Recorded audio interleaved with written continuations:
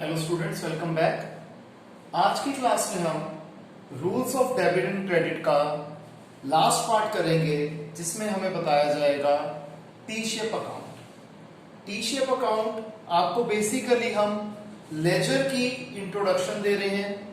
Accounts यानी कि laser. T shape account वो है कि जिसमें हम जर्नल के बिना ही अकाउंट बना लेंगे और इसमें रूल्स वही लगेंगे जो हमने लास्ट क्लास में डेबिट और क्रेडिट के रूल्स समझे थे।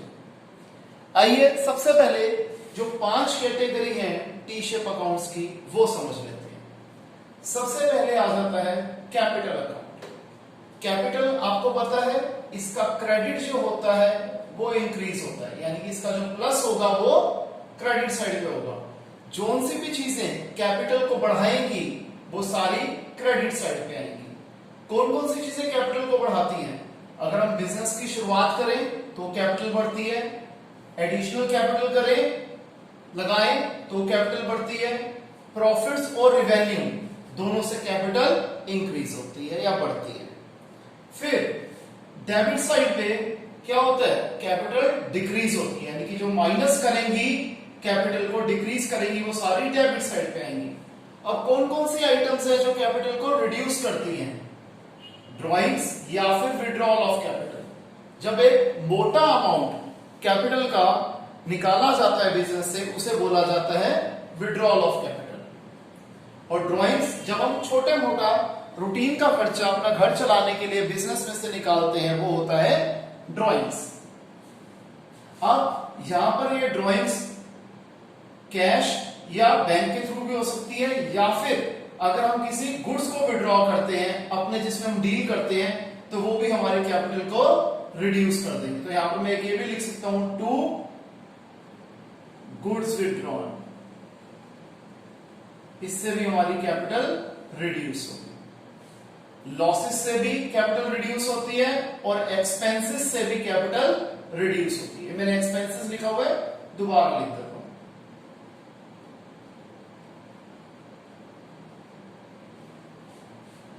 सेकंड हमारे पास आ जाता है डेटर। डेटर आपको पता है एसेट है। एसेट का रूल क्या होता है? डेबिट इंक्रीज और क्रेडिट डिक्रीज। डेटर इंक्रीज किससे होता है? क्रेडिट सेल से। और डेटर डिक्रीज किससे होगा? जब वो हमें सामान वापस कर देंगे, सेल्स रिटर्न कर देंगे, या फिर जब वो हमें पेमेंट कर देंगे। क्लियर? इसी तरीके से अब आ जाते हैं क्रेडिटर पे। क्रेडिटर लायबिलिटी है, तो इसका क्रेडिट होगा इंक्रीज और डेबिट होगा डिक्रीज। तो क्रेडिटर किससे बढ़ेगा? हमारी बुक्स ऑफ अकाउंट्स में क्रेडिटर बढ़ेगा जब भी हम उससे उधार पे गुड्स खरीदेंगे, यानी कि क्रेडिट परचेजेस करेंगे। और क्रेडिटर का बैलेंस रिड्यूस कब होगा? वही अगर हम उसे सामान वापस कर देते हैं, यानी कि परचेज रिटर्न कर देते हैं, या फिर जब हम उसे पेमेंट कर देते हैं। फोर्थ कैटेगरी आ जाती है हमारे पास कोई भी टेंजिबल एसेट। मैंने यहां पर फर्नीचर का नाम ले लिया, ये फर्नीचर भी हो सकता है, मशीनरी भी हो सकता है, कोई भी टेंजिबल एसेट। अब एसेट है तो अगेन डेबिट इंक्रीज होगा और क्रेडिट डिक्रीज होगा। अब जैसे अगर हम फर्नीचर की बात करें तो फर्नीचर का बैलेंस बढ़ेगा कब? जब हम फर्नीचर को खरीदेंगे, चाहे उसे हम कैश पे खरीदें, चाहे हम उसे क्रेडिट पे खरीदें। फर्नीचर का बैलेंस कब हो जाएगा? जब हम उसे कैश पे या क्रेडिट पे बेचेंगे, या फिर फर्नीचर के ऊपर जब हम डेप्रिसिएशन लगाएंगे, या फिर जब फर्नीचर एकदम खराब हो गया हम उसे डिस्कार्ड कर देंगे, फेंक देंगे। लास्ट हमारे पास आ जाता है कैश एंड बैंक अकाउंट। ठीक है जी, एक ही बात है, सेम चीज है। अब कैश आपको पता है एसेट है, तो इसका डेबिट इंक्रीज होगा और क्रेडिट डिक्रीज होगा। कैश कब बढ़ती है बिजनेस में? अगर कैपिटल आए, एडिशनल कैपिटल आए, कैश रिसिप्ट्स हो जाए, या हमें डेटर से पेमेंट मिल जाए जी, और तो कोई कारण नहीं है। और हमारा कैश रिड्यूस कब होगा? जब हम ड्रॉइंग्स करेंगे या विड्रॉल ऑफ कैपिटल करेंगे, या फिर अच्छा ये पर्टिकुलरली कैश या बैंक की, इसमें गुड्स विड्रॉन नहीं आएगा। अगर हम कैश पेमेंट कर रहे हैं, कोई भी एक्सपेंस कर रहे हैं, कैश एक्सपेंसेस जो हम कर रहे हैं, या फिर अगर हम क्रेडिटर्स को पेमेंट कर रहे हैं, तो ये 3 चीजों से हमारा कैश या बैंक बैलेंस रिड्यूस होता है। Clear students? इसे कॉपी कीजिए, फिर हम इन क्वेश्चंस की प्रैक्टिस करते हैं।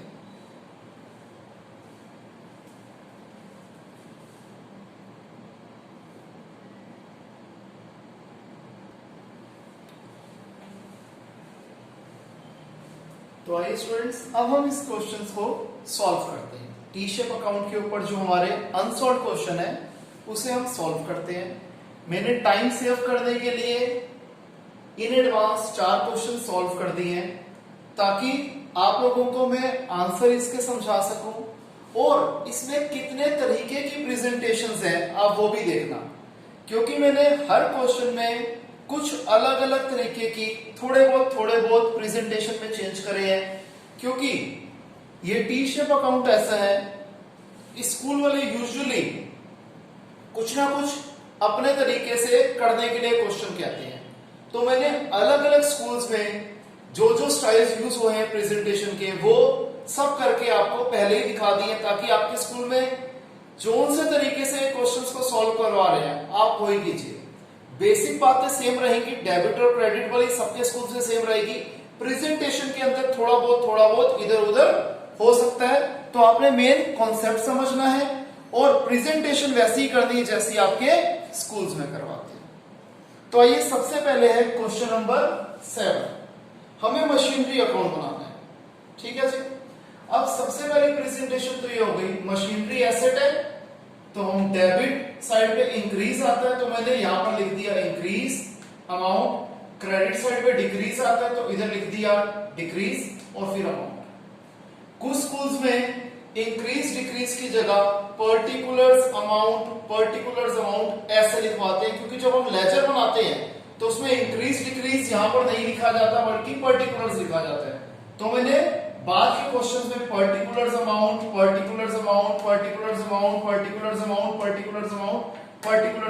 ऐसे लिख दिया। ये दो छोटे छोटे चेंज आ गए। कुछ स्कूल्स में क्या करते हैं कि इसमें पॉइंट्स हिसाब से लिख देते हैं, जैसे ये फर्स्ट पॉइंट इधर आया, सेकंड इधर, थर्ड फोर्थ फिफ्थ, जोन सी पॉइंट्स जहां चाहे लिख दिए, और उसके बाद जोन सी साइड का टोटल बड़ा है वो नीचे लिख दिया, और फिर जिस साइड का टोटल कम था उसकी आइटम्स को प्लस कर दिया और लिख दिया टोटल, और फिर इस टोटल में से ये सब्ट्रैक्ट कर दिया और उसको लिख दिया बैलेंस।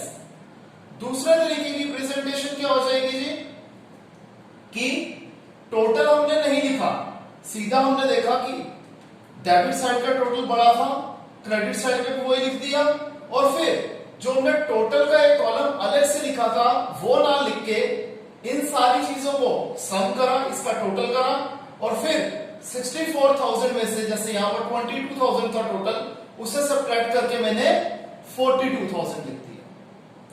तीसरे तरीके की प्रेजेंटेशन कि डेबिट साइड पे जो आइटम्स हैं उसके पॉइंट नंबर ना देके 2 2 2 करके लिख दो, और क्रेडिट साइड पे बाय बाय करके लिख दो।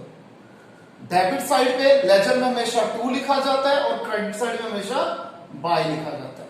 तो ये 3-4 छोटी छोटी प्रेजेंटेशन थी जो हर स्कूल में अलग अलग तरीके से करवाते हैं। मैंने आपको हर तरीके की प्रेजेंटेशन इसमें कवर कर दी है। ठीक है जी। अब आपको कॉन्सेप्ट समझाता हूं। क्वेश्चन नंबर 7 में फर्स्ट पार्ट में कहते हैं हमने मशीनरी खरीदी 40,000 रुपीज की। आपको पता है मशीनरी एसेट है, इसका डेबिट इंक्रीज होगा, तो जोन सी भी चीजें मशीनरी के बैलेंस को इंक्रीज करेंगी वो कहां आएंगी, डेबिट साइड पे आएंगी। तो हमने मशीनरी परचेज करी, बिजनेस में मशीनरी आ गई तो मैंने डेबिट साइड पे लिख दी। सेकंड पॉइंट, मशीनरी हमने बेच दी, मशीनरी का बैलेंस कम हो गया, क्रेडिट साइड पे यानी कि डिक्रीज वाली साइड पे आ गया। आपको पता है इंक्रीज मतलब प्लस, डिक्रीज मतलब माइनस, तो ये हमने 10,000 रुपए की मशीनरी बेच दी। फिर दोबारा मशीनरी खरीदी 8,000 रुपए की, अगेन परचेज करी मशीनरी 8,000 रुपए की। फिर मशीनरी डिस्कार्डेड, हमने मशीनरी फेंक दी, फोर्थ पॉइंट था डिस्कार्डेड 14,000। फिफ्थ डेप्रिसिएशन लगा मशीनरी के ऊपर, डेप्रिसिएशन 1,000। अब हम क्या देख रहे हैं, डेबिट साइड का टोटल है 48,000, क्रेडिट साइड का टोटल है 25,000। तो जहां का टोटल बड़ा होता है हम दोनों साइड वही लिख देते हैं। इस प्रेजेंटेशन में क्या आ जाएगा, टोटल आ गया 25, फिर 48,000 में से 25,000 गया 23,000, दैट इज बैलेंस। यानी कि इस अकाउंटिंग ईयर के एंड पे जब ये अकाउंट हमने बनाया तब हमारे पास 23,000 रुपए की मशीनरी बची थी।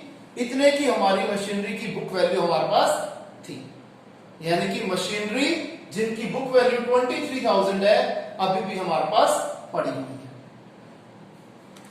नेक्स्ट क्वेश्चन आ जाता है क्वेश्चन नंबर 8।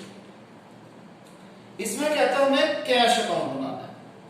कैश आपको पता है एसेट है, तो डेबिट इंक्रीज और क्रेडिट डिक्रीज। इसमें मैंने लेजर वाला परफॉर्मा यूज कर दिया, पर्टिकुलर्स अमाउंट पर्टिकुलर्स अमाउंट। अब देखिए जी, Mohan started business with cash 40,000। Mohan ने 40,000 रुपीज लगा के बिजनेस की शुरुआत करी, कैश बढ़ गया बिजनेस में, तो कैपिटल इंट्रोड्यूस्ड 40,000। फिर गुड्स परचेज करें, हमें ये तो बताया नहीं किया कि कैश पे करें या क्रेडिट पे करें, नाम लिखा नहीं हुआ तो हम क्या मानेंगे, हमने ये गुड्स कैश पे परचेज करे हैं, तो परचेजेस अकाउंट इतने के हमारा कैश रिड्यूस हो गया।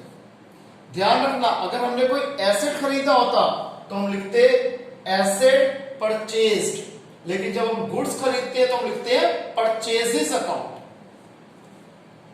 फिर goods sold 24,000, sales account 24,000। Again अगर हमने फर्नीचर बेचा हुआ था और पैसे आए होते तो हम लिखते हैं फर्नीचर सोल्ड, लेकिन जब हम गुड्स बेचते हैं तो लिखते हैं सेल्स। फिर हमने सैलरी पे करी, रेंट पे करा, रेंट और सैलरीज दोनों हमने पे करी तो हमारा कैश रिड्यूस हो गया। हमने ड्राइंग्स करी पर्सनल यूज के लिए, बिजनेस में से हमने पैसा विड्रॉ करा पर्सनल यूज के लिए, ड्राइंग्स करी 1,000। टोटल डेबिट साइड का 64,000, क्रेडिट का भी हमने 64 लिखते हैं। जिस साइड का बैलेंस बड़ा होता है दोनों साइड वही लिखा जाता है।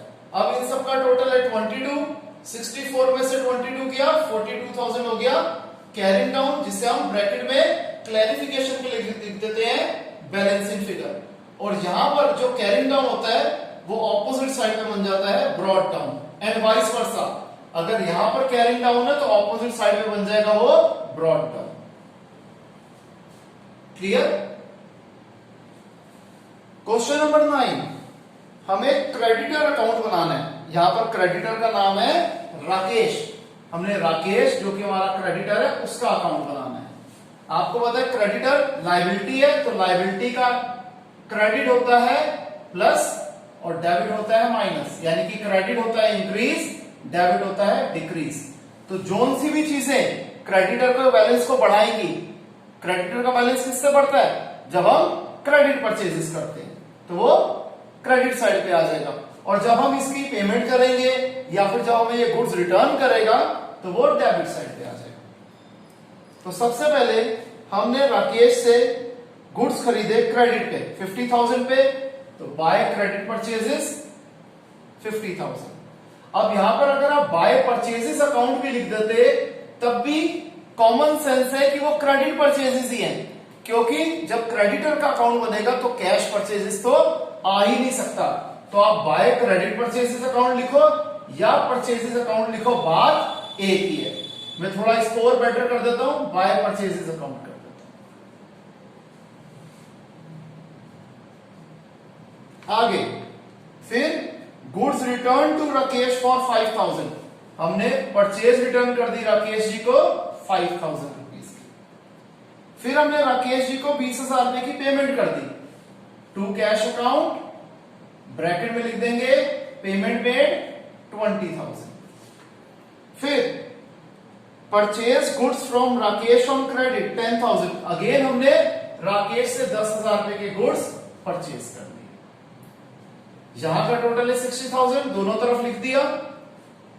5,000 प्लस 20,000 25,000, 60 में से 25,000 गया 35,000, ये हो गया कैरिंग डाउन, यही यहां पर बन जाएगा ब्रॉड डाउन।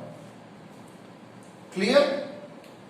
नेक्स्ट हमारे पास आ जाता है, हमें बनाना है क्वेश्चन नंबर 10 में डेटर अकाउंट, और डेटर का नाम है ब्रिज। अब आपको पता है डेटर हमारा एसेट है, तो डेबिट बैलेंस होगा इंक्रीज यानी कि प्लस का, और क्रेडिट बैलेंस होगा डिक्रीज यानी कि माइनस का। हमने ब्रिज को क्रेडिट सेल्स करी, तो हम यहां पर वही टू क्रेडिट सेल्स लिखे या टू सेल्स अकाउंट लिखे, बात एक ही है, क्योंकि डेटर के अंदर सेल्स जो आएंगी वो सिर्फ क्रेडिट सेल ही आएंगी, कैश सेल्स तो आ ही नहीं सकती।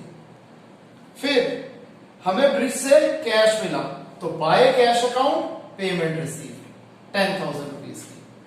फिर हमने इसे 500 रुपए का डिस्काउंट दिया, बाय डिस्काउंट अलाउड 500 रुपीज। अगर क्रेडिटर हमें डिस्काउंट देगा तो होएगा टू डिस्काउंट रिसीव्ड, अगर हम डिस्काउंट दे रहे हैं तो लिखेंगे डिस्काउंट अलाउड। फिर goods return by Brij 5,000 by sales return. Clear है? अगेन 25,000 दोनों तरफ लिख दिया, इनका टोटल है 15,500, 25,000 में से 15,500 गया 9,500, ये हो गया by balance carrying down balancing figure, और ये ऑपोजिट साइड पे बन गया to balance brought down. Clear है स्टूडेंट्स? इसे कॉपी कीजिए।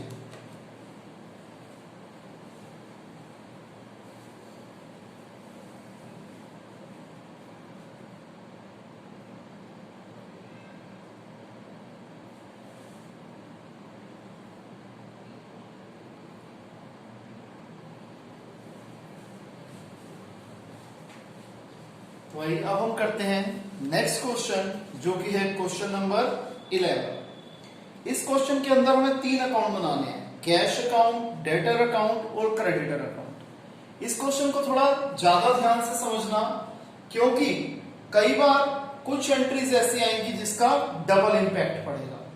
तो आइए देखते हैं। पहले मैंने तीनों अकाउंट के परफॉर्मे बना लिए, ठीक है? आप लोग भी ऐसे करेंगे। अब शुरू करते हैं। Sold goods to Sanjay on credit, हमने संजय को गुड्स बेचे उधार पे, यानी कि हमारे डेटर का नाम है संजय, ठीक है जी। यहां पर आएगा टू क्रेडिट सेल्स अकाउंट, कितने के गुड्स बेचे हमने संजय जी को? 50,000 रुपीज के। फिर sold goods to Mohan for cash, हमने मोहन जी को गुड्स बेचे कैश पे। अब ध्यान रखना, जब हम गुड्स किसी बंदे को कैश पे बेचते हैं तो वो डेटर के अंदर नहीं आता। इससे क्या हो रहा है? हमारा कैश इंक्रीज हो रहा है, क्योंकि हमने कैश पे गुड्स बेचे हैं, तो हमारा कैश बैलेंस इंक्रीज हो जाएगा। टू सेल्स अकाउंट, ऑब्वियस बात है कैश सेल्स है, तभी हमने कैश अकाउंट में लिखा है। कितने रुपए का सामान बेचा? 20,000 रुपए का। Next, purchase goods from Ram on credit, हमने राम से क्या करे? गुड्स क्रेडिट पे खरीदे, यानी कि हमारे क्रेडिटर का नाम है राम। इसका क्रेडिट बैलेंस होता है, यानी कि क्रेडिट वाली आइटम्स इसके बैलेंस को बढ़ाएंगी, तो लिख देंगे बाय क्रेडिट परचेजेस अकाउंट। कितने रुपए का उधार पे सामान खरीदा हमने? 25,000 rupees. Next, cash received from Sanjay, Sanjay ने हमें कैश दिया कितना? 19,000। अब इसका डबल इंपैक्ट पड़ेगा, कैसे? यहां लिखेंगे by cash account payment receive, कितनी हमने संजय जी से पेमेंट रिसीव करी है? 19,000। तो हमारा डेटर 19,000 से रिड्यूस हो गए, लेकिन पेमेंट यानी कि कैश आया तो कैश बैलेंस हमारा इंक्रीज हो जाएगा। तो यहां लिख देंगे टू संजय, संजय जी से हमें 19,000 रुपीज मिल गए। तो ये एंट्री ऐसे निकली जिसका डबल इफेक्ट आया। डबल इफेक्ट क्यों आया? क्योंकि ये दोनों चीजें जहां जहां आनी थी हमें वो दोनों अकाउंट बनाने के लिए बोला गया था।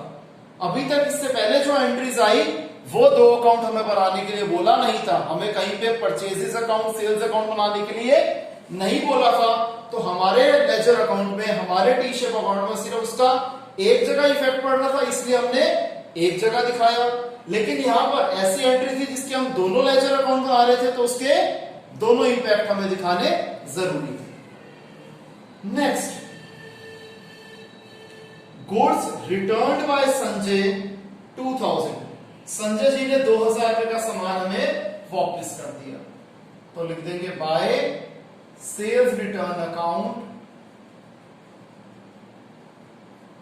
2000।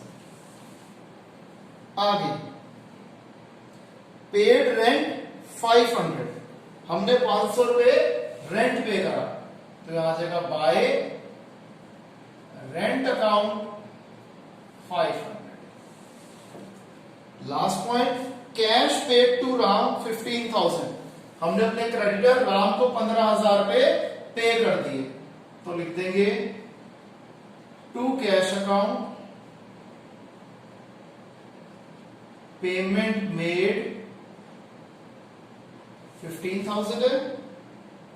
हाँ जी, और इससे हमारा कैश भी रिड्यूस हो गया, तो बाय राम, क्योंकि नाम के साथ कभी अकाउंट लिखते इसलिए बाय राम 15,000। हमने सारी पोस्टिंग कर दी है, अब अकाउंट्स क्लोज करते हैं टोटल करके।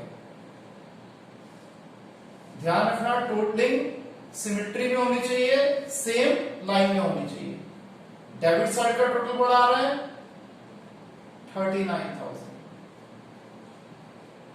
यहां आ जाएगा बाय बैलेंस कैरिंग डाउन, जो कि है बैलेंसिंग फिगर। 39,000 में से 15,500 सब्ट्रैक्ट कर दो, 23,500। यही अगले स्टेप में टोटल के नीचे आ जाएगा टू बैलेंस ब्रॉट डाउन 23,500। इसी तरीके से यहां पर आ जाते हैं जी, डेबिट साइड का टोटल पड़ा है 50,000, हमने दोनों तरफ लिख दिया।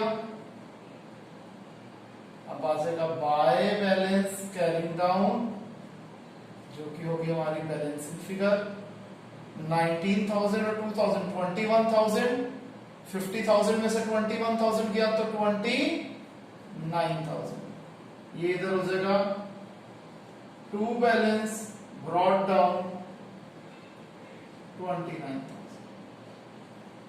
अब यहां पर क्रेडिट साइड का टोटल बढ़ा है, हम क्रेडिट साइड के टोटल को दोनों तरफ लिख देंगे।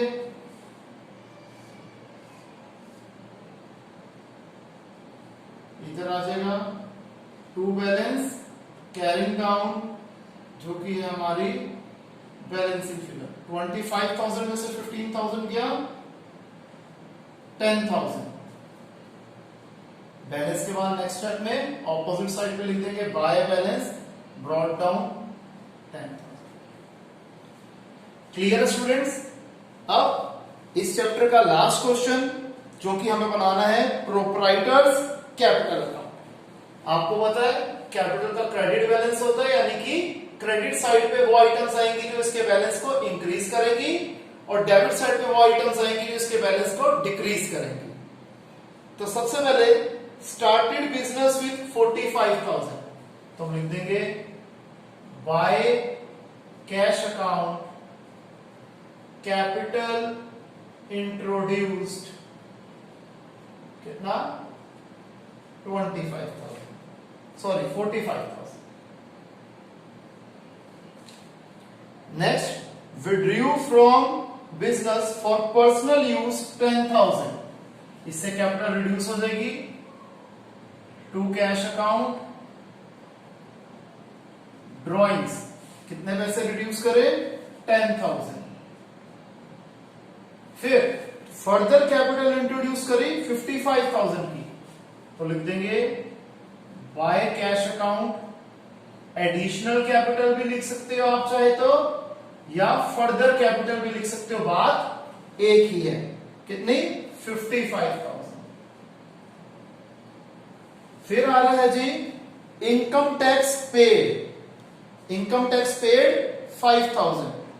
अब देखिए इनकम टैक्स की ट्रीटमेंट हम दो तरीके से कर सकते हैं। अगर हम इसे प्रोप्राइटर की पर्सनल इनकम पे मान रहे हैं तो इससे इसकी कैपिटल जो है वो रिड्यूस हो जाएगी, क्योंकि ये बिजनेस का खर्चा है तो इसकी कैपिटल रिड्यूस हो रही है। तो हम लिख देंगे to cash account income tax paid. अगर ये बिजनेस का खर्चा है तो ये हो जाएगा 5000।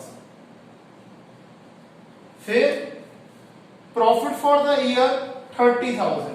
हम लिख देंगे bye P&L account profits.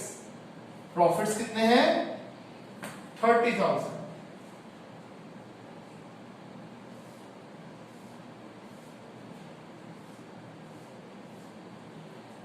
$45, $55, $1 lakh, $1,30,000। Credit side का टोटल बढ़ा है, दोनों तरफ वो लिख दिया। इसमें से 15,000 किया, क्या आ गया 1,15,000। टू बैलेंस कैरिंग डाउन जो कि है बैलेंस फिगर। अब ये हो जाएगा ऑपोजिट साइड पे by balance brought down 1,15,000। Clear है जी?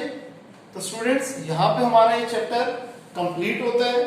अगर किसी भी स्टूडेंट को कोई भी डाउट हो तो वो डाउट हम लाइव क्लास में कवर कर लेंगे। आज के लिए इतना ही। Bye, take care.